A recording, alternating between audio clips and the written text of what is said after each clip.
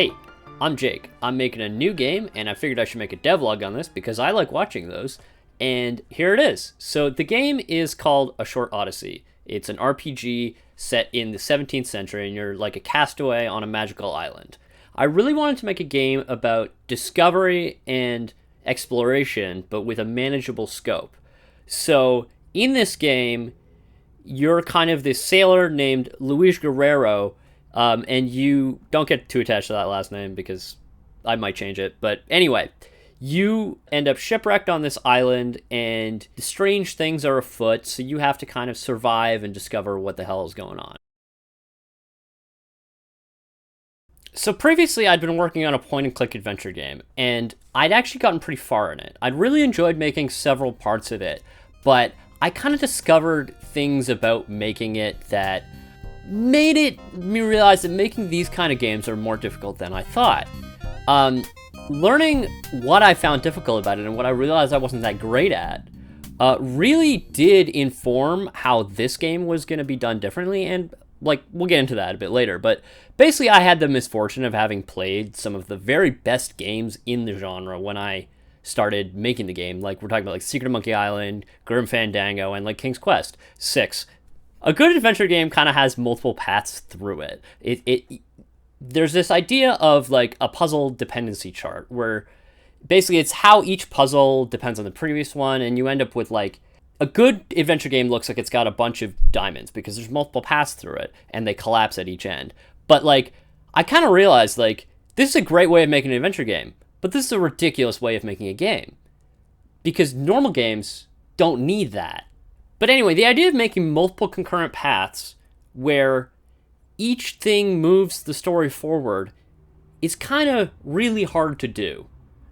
Designing a puzzle that's both logical and challenging and progresses the story is really difficult, and this is probably why a lot of those old adventure games resort to like moon logic, as we call it. So let's talk about this new game and how I'm making it. As usual for me, I will be doing all of the programming, art, and music. However, this time I will be leveraging outside assets when it makes sense to do so. I'll be using an engine that I've actually been building for a while in C++ called Combustion Engine. I actually built it for a previous game that also didn't get finished, but luckily, when I started this project, a lot of it was already done. So that would kind of bring up the question, like, why am I not using something like Unity or Unreal? Because, like, I'm sure people are going to ask me that. And those are great tools, but the thing about how I approach games and why I make them is because I do them as a hobby. I do them for fun, and I get absolutely no joy out of using those tools. Like, a lot of people, maybe you do enjoy it, but I personally don't, and I do get a lot of joy out of building my own tools.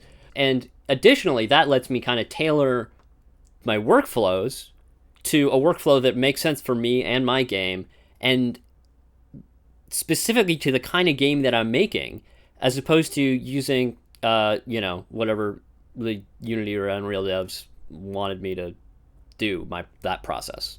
So let's get back to the kind of game that I'm making. And how has failing to make a point-and-click adventure game informed that?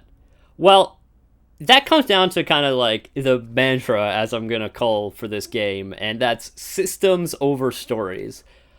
So the problem is that I don't actually think I'm a very good writer. And the problem with point-and-click adventure games is that they are basically all narrative. If you take away the narrative from a point-and-click adventure game, it's just the player clicking on things.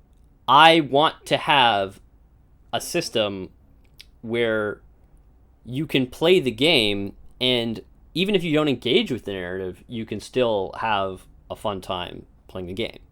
So what I've been doing is I've been focusing on the systems that make the game up. Like, we're talking about like combat, we're talking about like AI, or like traversal.